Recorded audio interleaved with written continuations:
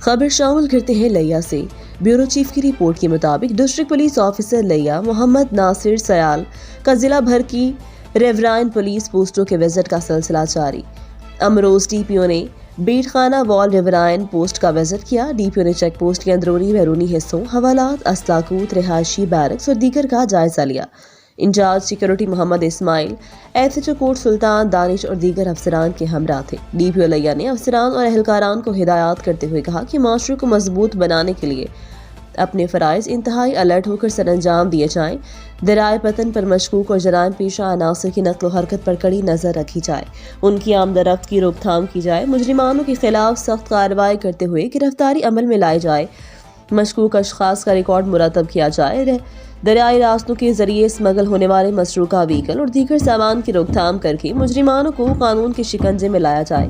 D P او نے riverine پوسٹوں پر تعینات عملے کی کارکردگی کا جائزہ لیا، مزید بہتر بنانے کی ہدایت کی۔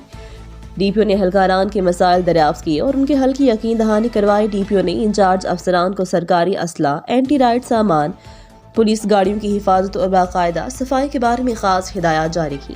مزید خبروں کے لیے دیکھتے رہیں ریڈ نیوز۔